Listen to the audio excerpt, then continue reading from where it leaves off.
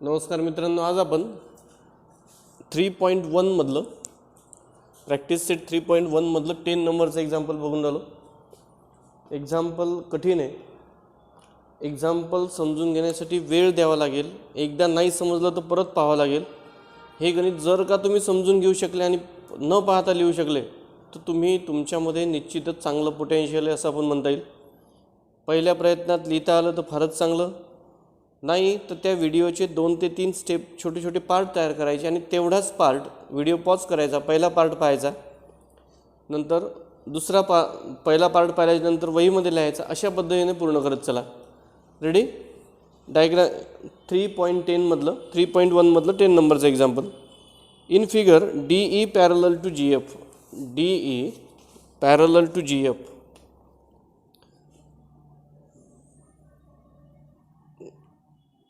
DE parallel to GF, DE कोणाला parallel आहे? GF ला. Is parallel to GF. Then ray EG and FG are bisectors of DEF. DEF पहिल्यांदा bisector काढू. Ray EG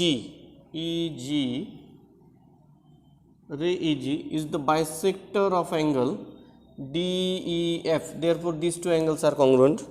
And ray FG is the bisector of angle DFM respectively. Then prove that काय दाखवायचं आहे? DEF this angle, हा angle is equal to half of EDF. Ready? Please concentrate here. Ray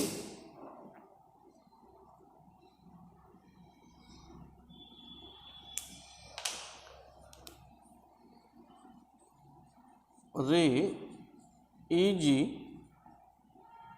is the bisector of angle DEF. Reason given. Ray EG is the bisector of angle DEF. Therefore, angle DEG congruent to GEF. Bisector means therefore these two angles are congruent. Let measure of angle DEG is equal to measure of angle GEF is equal to A degree. आपण आपल्या कन्व्हिनियन्ससाठी example सोपं व्हावं म्हणून मी याला काय म्हणलो इथे A degree. It is also A degree. Then now आता कॉन्सन्ट्रेशन करायचं आहे. हे पॅरलल ज्या 2 लाईन दिलेल्या आहेत त्या पॅरलल लाईनकडे कॉन्सन्ट्रेट करायचं आहे. ही आणि ही लाईन पॅरलल, ही त्यांची ट्रान्सव्हर्स. मी या ठिकाणी तेवढीच आकृती काढतो. इथे जर का पाहिलं तर तुम्ही तर इट इज द F. काय हा? F. इथे नाव DEF G. इथे नाव काय पाहिजे? M. इथे M. Which two angles are congruent? F तयार झाला. F म्हणजे करस्पॉन्डिंग अँगल्स, म्हणजे हा अँगल आणि हा अँगल कॉन्ग्रुएंट. मग इथे काय आहे? इथे DEF कॉन्ग्रुएंट टू GFM. लक्षात घ्यायचं आहे. मग काय लिहून राहिलो पहा एकदा. DE parallel GF and EF is transversal. Therefore, angle DEF तिकून सुरुवात करतो मी माझ्या कन्व्हिनियन्ससाठी. DEF असं न म्हणता मी या ठिकाणी म्हणतो अँगल GFM कॉन्ग्रुएंट टू हा जो अँगल आहे DEF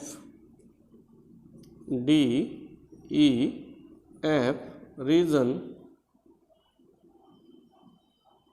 करस्पॉन्डिंग एंगल्स, ठीक है।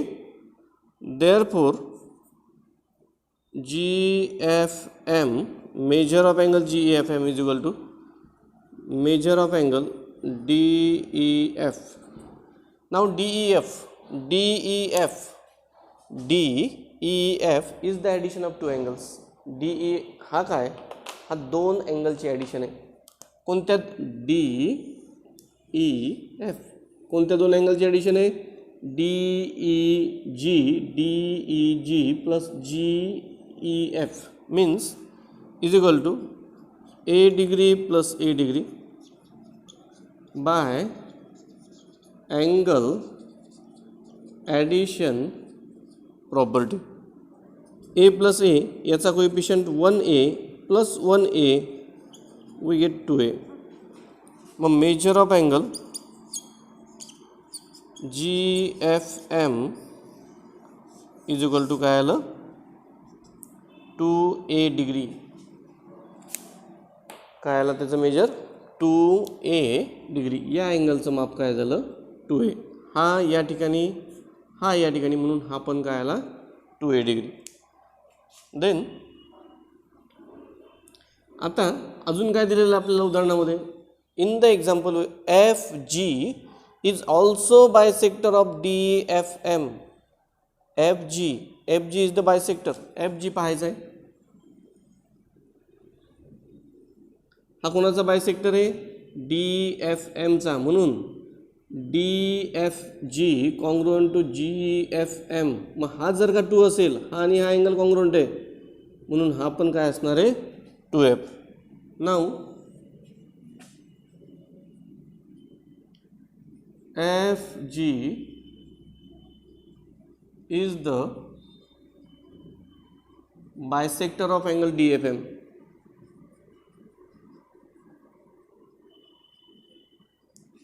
Therefore, angle DFG congruent to GFM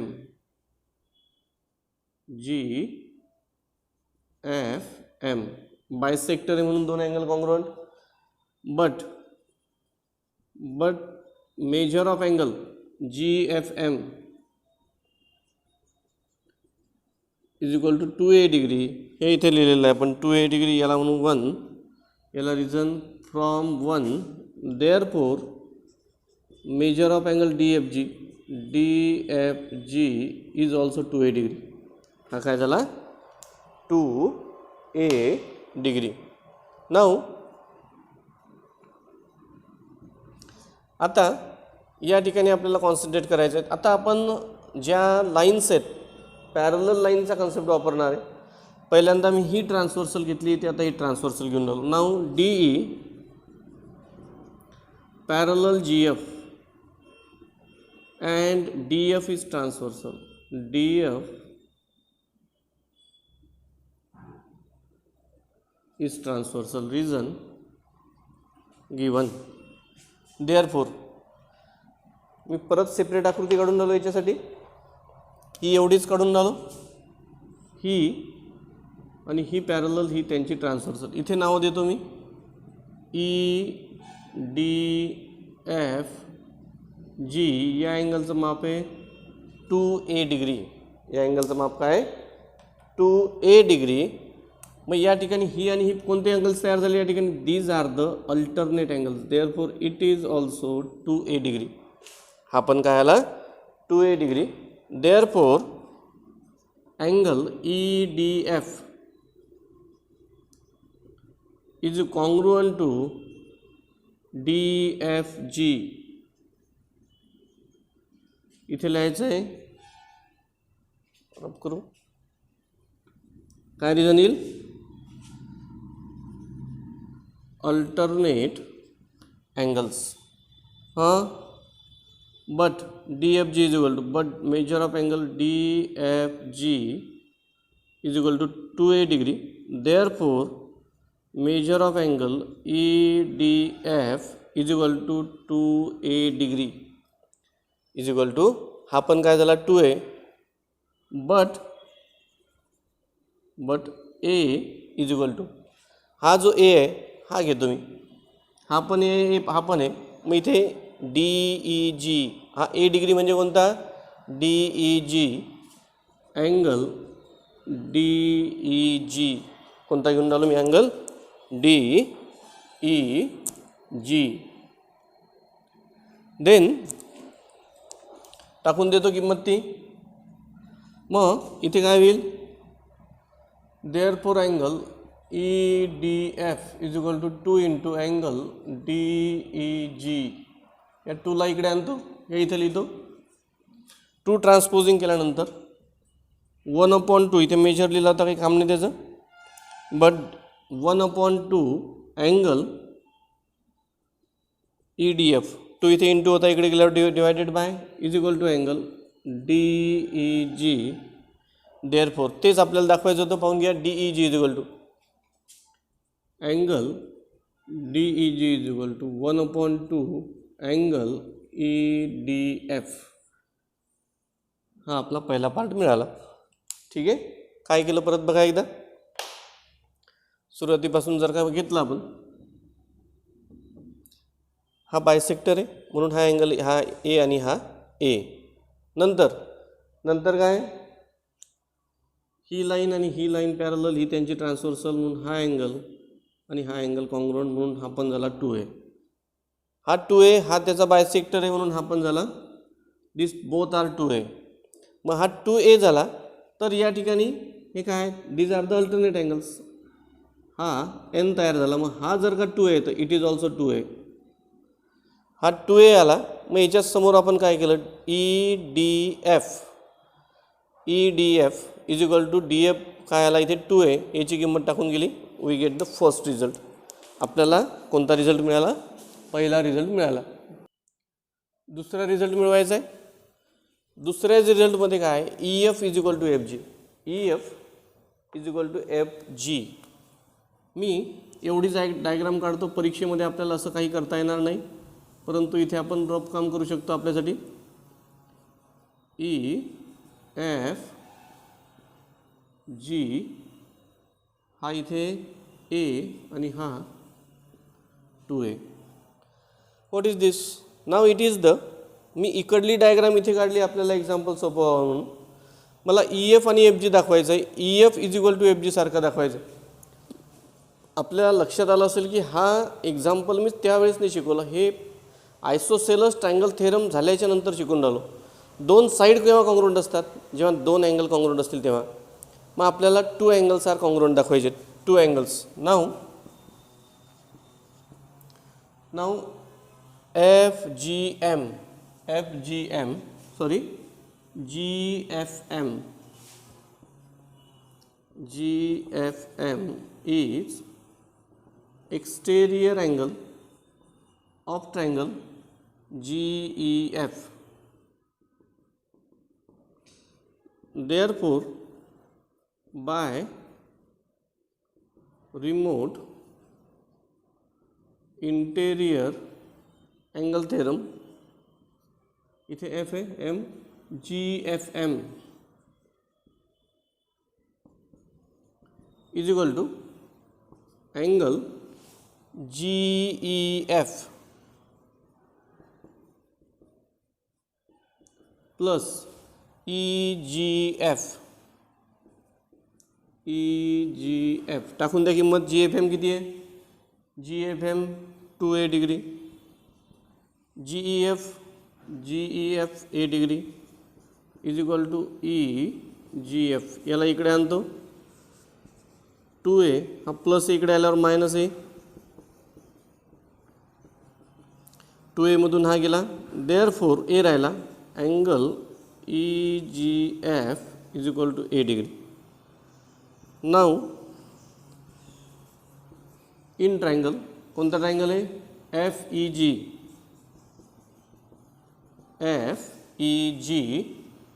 angle काय नाव आहे याचं, EGF is equal to EGF म्हणजे हा FEG is equal to A degree. मग इथे हा पण ए झाला आणि हा पण ए झाला. Means two angles are congruent. If two angles are congruent then angle side opposite to them जर का दोन अँगल्स कॉन्ग्रुअंट असतील तर त्याच्या opposite side by converse of isosceles triangle theorem, याच्या ऑपोजिट साईड ही आणि याच्या ऑपोजिट साईड ही कॉन्ग्रुअंट असते. EF segment EF is equal to segment FG. काय अतिशय सोपा पार्ट केला मी या ठिकाणी, प्रयत्न केला की हा 2 आहे, याचं माप किती येईल. आपल्याला माहिती आहे की रिमोट इंटिरियर अँगल थेरम काय आहे की हा जर का 80 डिग्रीचा असेल आणि हा जर का 30 असेल तर याचं माप याचं माप किती येईल 30 + x इज इक्वल टू 80. एक्सटिरियर अँगलची ॲडिशन काय असते, त्याच्या रिमोट इंटिरियर अँगलच्या सम एवढी असते, बेरजी एवढी असते. मग 30 + x, मग x इज इक्वल टू 50. त्या कन्सेप्टचा उपयोग करून we get the value of A. म्हणून हा ए झाला, म्हणून हा पण ए झाला. Here two angles are congruent, therefore their opposite sides are also equal. Thank you friends.